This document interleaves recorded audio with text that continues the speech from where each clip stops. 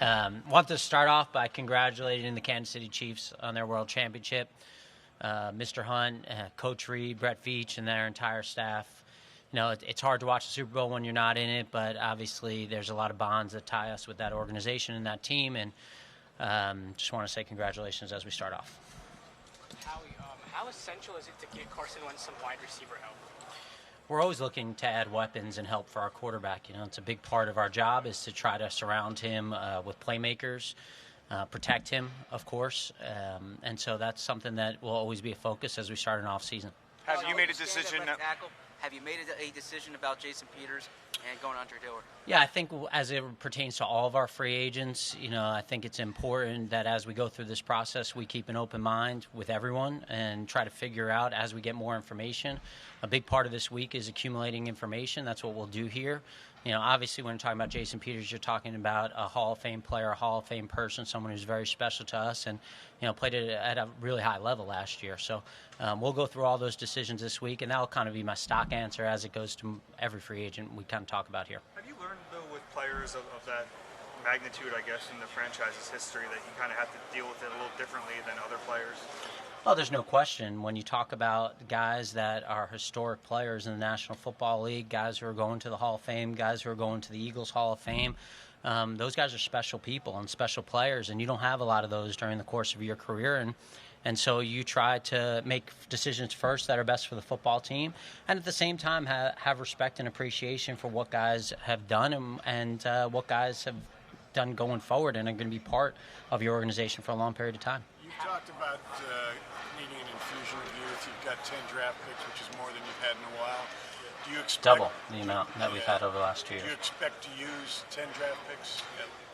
You know, I think there's two parts to that, Paul, when we sit here. I think the first part is that when you look at the teams who've won the Super Bowl, there's also veteran component to the team. So we're not talking about a total rebuild. We're talking about a retool period and injecting some youth. We got a lot of highly paid players on our team, good players. That's why we paid them. And so you have to supplement them with some good young players. And then we know that in the draft, no matter how good you are, there is a hit and miss rate. It's just the nature of the beast at that. And so the more draft picks you have, the better chance you have on hitting on guys. And we really haven't had those. Now, we did it for a reason. You know, we sacrificed the draft picks because we were in a win-now mode, and fortunately we won. But at the same time now, some of the repercussions for that come forward, and we got to make tough decisions. So as we sit here, would love to say that we're going to be having 10 picks.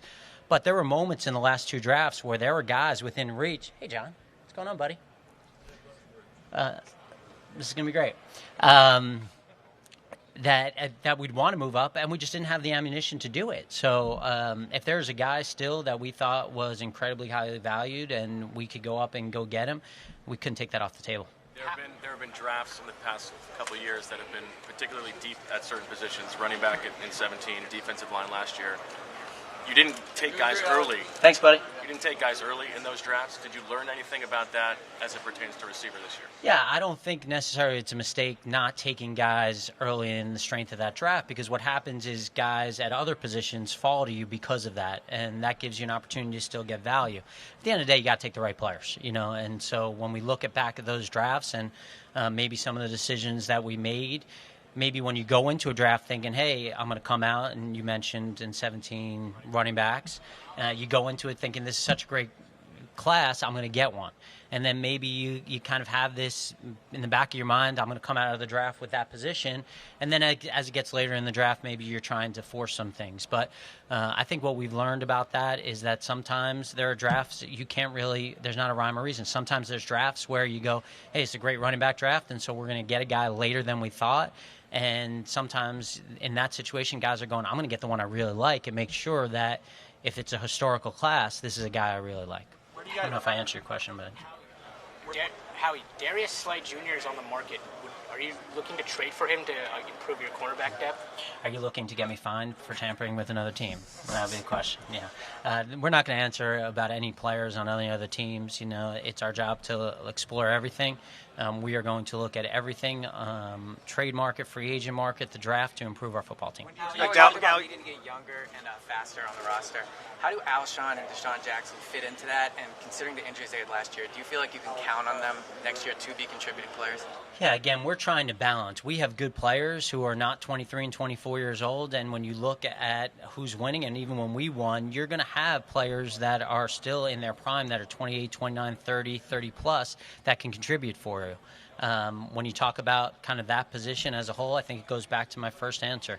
We're always going to look for playmakers. We're always going to look for guys who can help coach, who can help Carson, and we'll just kind of have to figure out how we're going to all fit everything into the puzzle. What's the timetable for Alshon's return from his injury? We're not going to get into any timetables on injuries, but I think when you talk about Alshon, the most important thing for Alshon is getting him healthy as quickly as possible. What you did in 2016 to get Wentz, what do you think in today's world it would take to move up, say, from 7 to 1 in the draft? And what's the risk of mortgaging a lot of the future with draft picks when you do that? I think it's kind of a catch-22 when you're talking about the quarterback position, because it's really hard to win unless you have a great quarterback. And you could have a really great team built around that guy, and if you don't have the guy, that signal caller, it's hard. But you got to be right. And so I think I'm glad that we're not in that position right now to think about what would be the right compensation, and just kind of focus on how we can help our quarterback get better and surround him with better players. Now, how many ones would you think? I don't know. Depends who you're dealing with. It'll be tough. Where do things stand with Malcolm Jenkins? I know he openly has said that he wants a new contract before he takes the field again. Where do you guys stand with that? Malcolm's been a great player, a great person for us. As it relates to contract negotiations with all our players, those are things we'll try to keep in-house and, have honest conversations with all our players. Howie, what's your process for evaluating past drafts, either personally or as a staff? How do you go about doing that? Yeah, I think they're great learning tools. At the same time, you got to look at some of the things that maybe you overvalued, some of the things you've undervalued, how the game has changed, what things are happening. I think you go back and you look at a draft like 2012 at the quarterback position, and maybe there were guys who went later than they would at a time like now because maybe they were unique at that time. And so you're probably not getting a guy like that in the third round anymore where maybe you got them. I'm proud about the fact that some of the greatest players in Eagles history are part of our draft classes. Some guys who are going to go to the Eagles Hall of Fame. Now, can we do a better job? There's no doubt about it. And we're going to do whatever we can to do a better job. But there is some projection involved in taking guys who are 21 and 22, changing their surroundings, putting money in their pocket, changing their system, changing their scheme. So you try to the best of your ability to take the guesswork out of it, but we've also seen some examples where some of maybe the projections we had have to change based on some of the success some guys have had. We talked about at the end of the season meeting that we had with all of you guys that sometimes things change, and you got to look at it from a different lens and continue to grow and learn and get better. For the third straight offseason, you made significant changes to your medical and training staff. Mm-hmm. Is that a reflection of all the injuries that you guys have endured over the last 3 seasons? Yeah, well, I think the first part about it, when we talk about some of the people who left, Shireen decided not to renew her contract. She's got family on the West Coast, and she decided to move back to the West Coast, and appreciate her work and wish her well. Sean Hull's contract expired as well, and we had a unique opportunity. I think that we had the need, and we got 2 guys, and Tom and Ted, that we're very excited about, that we think are going to be huge additions to our football team. And we got to look at anything we can to get better. We owe it to our players, to our coaches, to our organization, to our fans to find ways to get better. I feel like we're very fortunate to get those 2 guys. Will they each be in charge of their respective departments? Yeah, Jeff, that's a great question. Everyone in performance and strength will report to Ted, and everyone in the training room will report to Tom. You mentioned Dr. Denota's, he was going to evaluate during the season your whole training and rehab process. Can you tell us anything about that evaluation, what he found that needed to change? Yeah, I think we wanted to step away from it. That's why we didn't make changes right away or add anyone right away, and kind of get a fresh lens, because obviously when the season ends, you're disappointed that the season ended. And we've had a lot of injuries the last couple of years. There's no doubt about it. And I take responsibility, too, for the things that I can do better there. But I think when we looked at it and saw the opportunity, some people leaving, and the opportunity to get people that we think are going to be really outstanding for our football team, we thought it was a no-brainer. Are you more free this offseason to sign free agents who qualify for the contract for them? I'm not free to sign free agents. I've been concerned about it in the past. Well, mostly last year. I think because we had 10 picks over a 2-year period, we sat there and felt like, and we paid Carson, and we have a lot of highly paid players on our team. We felt like we needed a year where we knew we were going to have double-digit draft picks. And so, I look at it that some of those guys that we released during the season, they're good players, and they were good players for the teams that they went to after they came to us. But for us going forward, to have those picks and to know we had those picks was important. Just sitting here now and feeling like we're going to have 10 picks and we need that amount of guys. Now, when we look at it, I think the scenario changes a little bit in terms of if we can get the right free agents. We're not in a mode now where maybe we try to find the undervalued older guys that we try to find the last couple of years. And going forward, we're trying to build this over a period of time. We're not kind of in this one-year window. We talked about it again in January about looking at this 2020, 2021, 2022 in this 3-year period of getting guys who are part of it. I guess kind of similar to how we looked at free agency in maybe 2016 and 17. In 2021, you don't really have many players that are scheduled to become unrestricted free agents. I think it's just Malcolm, really, as far as the starters go. Does that free you up maybe to be able to spend more this offseason and knowing that you have that situation coming up? Yeah, I think the one thing we got to be careful of is the amount of cap room we have this year and then how it's affected next year and the years going forward, because we don't want to be in a position where we lose flexibility totally by doing that. So we're hopeful that if we go into the free agent market that maybe we're signing guys that are more core guys than more 1 or 2 year guys, and we look at it from building our team over a 2-3 year perspective as opposed to just kind of this 1 year window. From a scouting perspective, how can a team use GPS tracking to measure speed in addition to the drills that you guys have here?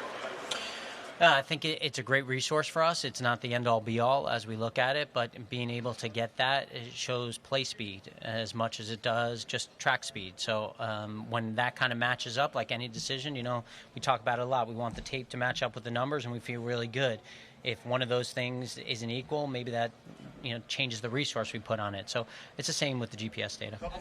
As a follow-up to what you were saying about free agency, is it fair to say that the approach is going to be different this offseason and you'll be more willing to kind of get involved in the top of the market free agents as opposed to what you've done the past 2 years? I think what would be fair to say, Zach, is that over the last 2 years coming off the Super Bowl, we had a different amount of resources going forward, and we were looking at our team building over that 17, 18, 19 period. And we knew 20 that we were going to have to kind of change that a little bit.